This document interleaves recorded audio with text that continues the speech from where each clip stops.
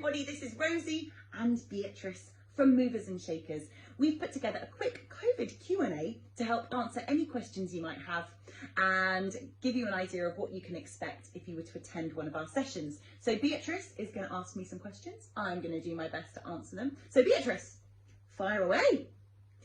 Okay, so it's really important that we're all washing our hands. So how are we going to help with that? Great question. All of our teachers will be required to wash their hands as soon as they arrive at their venue and again before the session. We will have hand sanitizer stations at the entrance of all of our venues, and we ask that parents hand sanitize upon arrival and again when they leave. Does that answer your question? Oh, I can see you're wearing a lovely mask. So do you want to ask about that? Yes. Does everybody have to wear a mask? Most of our venues do fall in the category where it's mandatory to wear a face mask, so we do require all adults to wear a face mask or a face covering for the duration of the session. Children under the age of 11 are exempt, so your little ones do not need to wear a mask. All right, next question, Beatrice. Okay, oh, what about social distancing? Social distancing. We will lay out markers which will show parents exactly where they need to sit with their little one. These will have been measured to allow for social distancing. And what about the little ones? Because I know my friends love to have a little bit of a crawl about and a bit of an explore. Will they have to social distance? So as we know, it's really difficult to social distance babies and toddlers. There's been a lot of studies and evidence does show that they are a very low risk category. So what we're going to do is we'll have a space in the middle with mats which have been thoroughly cleaned. If you would like your child to interact with other children, they can do so on the mats. However, if you would prefer your child to remain socially distanced, just pop them on your lap for the duration of the session. All right, Beatrice, next question, please.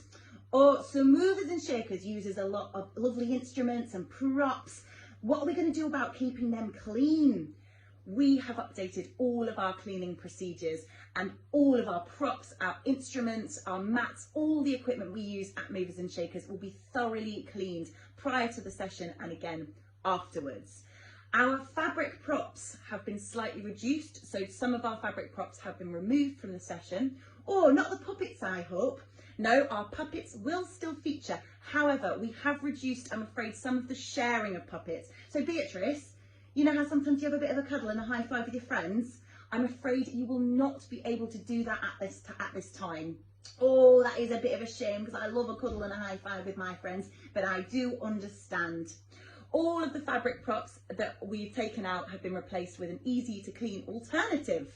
Oh, and what about those lovely bubbles that everybody loves? Oh, those lovely bubbles that everybody loves. We have replaced the machine with an automatic one. Any other questions? What about singing? Because I read somewhere that singing can be a little bit like spreads germs and that. So there have been some studies singing to suggest that you produce more aerosol. This has been proven not to be the case. However, they do still advise that singing in groups should be avoided and singing should be done by professionals. All of our teachers are professional singers, so they are absolutely fine to sing all of the Movers and Shakers songs that you know and love. However, we do ask at this time that parents don't sing along. This is not something that we want, but for now, for the time being, if we could reduce singing along, however, we will be getting you to clap along and join in other ways. All right, next question, please, Beatrice. Oh, what about symptoms? This is a really important one. If you or your child or anyone in your household develops symptoms, or you receive a notification to say you might have been exposed to COVID-19, you must cancel your space immediately and do not attend that session. We can issue a full refund and your space can be cancelled easily via the Happity app. The same rules apply to our teachers. If any of our teachers develop symptoms, they will not teach that session, and we will do our best to find an alternative. However, this brings me to my next very important point about booking. Oh, I know this one. Can I answer this one? Absolutely, Beatrice. You must book. You're absolutely right, Beatrice. You must book. At this time, I'm afraid we're not going to be able to admit any walk-ins. So it's imperative that you've booked your space via our website or via the Happity app. There's a couple of reasons for this. As I mentioned before, if we do have to unexpectedly cancel a session, we will be able to let you know. And it also allows us to have a track and trace if anybody develops symptoms following our sessions. All right, any other questions, Beatrice? Or what about like buggies and like baby change and all of that? So these are specific to each venue. Each venue does have slightly different guidelines on this. When you book, you'll receive booking confirmation, which does have the venue information. That's also available on Happity. If you could make sure that you've read that prior to the class, so you can find out things about like buggy parking and whether the baby change is open. As far as we know, most of our venues are allowing buggies into the space and baby changes are open, but please do double check. If it is at all possible for you to leave your buggies, perhaps if you drive, if you could leave them in the car, that would be really, really appreciated. However, we do understand with babies come buggies and bags. So if that's not possible, that's not a problem at all.